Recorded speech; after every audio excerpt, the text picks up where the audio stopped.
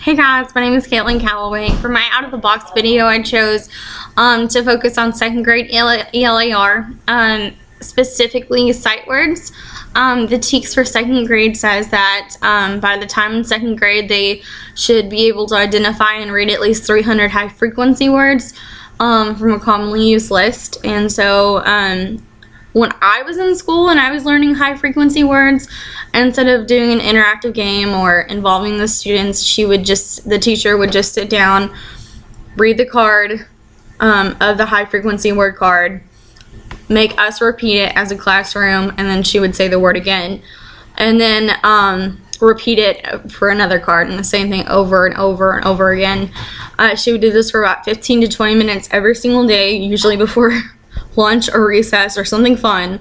So I remember how mundane and boring and ineffective it was, and I was scouring the internet, and I finally came across a website called 123 Homeschool for Me, and the blogger on there is 20 years of experience of homeschooling. So when she had to do sight words with her students, or I guess her kids in that case, she would incorporate the classic board game Candyland while still learning sight words. And I thought that was really cool because everybody loves Candyland, and it's a very simple board game. It's very self-explanatory, and a lot of students have at least been exposed to it. So basically you follow the same simple rules that you would for playing Candyland as if you weren't doing it for school.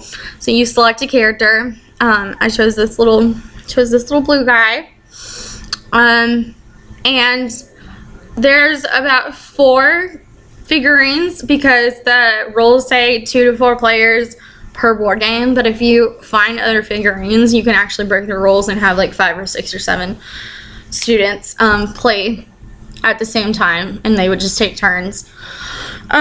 So as you go on, you actually end up picking a card from the pile that's already selected. It has different colors. Sometimes it has 1 color, sometimes it has 2. In this case, I picked a green card, and usually in a Candyland, you would just go to the color green.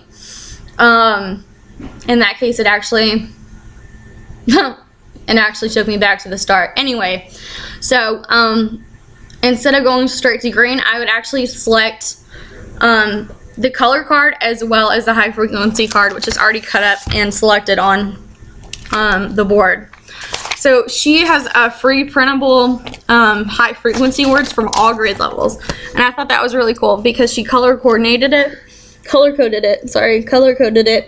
with green and blue and orange and purple, as well as blue and green. So she has different levels for each student, so that's awesome because then you can just play with any grade level and base it on the level of difficulty of the high frequency words. Since I'm technically a second grader in this scenario, I would be able to say all of these words. That's what is expected of students at this grade level. So I would have a high frequency word. Say the word, let's see, 5. Okay. So phonologically, it's confusing because you can't actually sound out the word 5 without saying fivvy or fiv or anything like that. So it's important to know high frequency words and the rules that apply to them, because you know the E at the end, the silent E, makes a hard vowel sound. And that's another thing, is it would be a review instead of them just learning it. So anyway, if I selected the word 5 and I got it right, I would be able to move on to the green card, and then the other person would go. This is really cool because it actually incorporates very well into the listening, speaking, reading, and writing in the ELPS for English language proficiency standards. So for the listening portion, what it's incorporated in the game, because the other partner, say that you're doing 2s, one of the students will actually say the high frequency word. They'll actually say it, and so they're saying it, but the other person that isn't their turn is actually hearing it, and they're listening to the word of the high frequency word. So they can see the card and they hear the person say it, and it sticks. And then in the speaking portion, obviously, as the rule states, you need to say the word out loud in order to move on to the next portion. Reading, the students will be reading the sight word. Obviously, before you have to say it, you have to read it. So the students will be reading the sight words.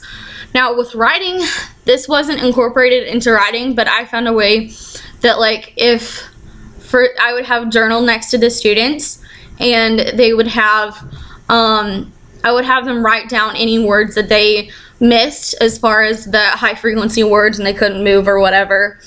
Or I would have them write down their experience as to what their favorite part was and how they felt about it.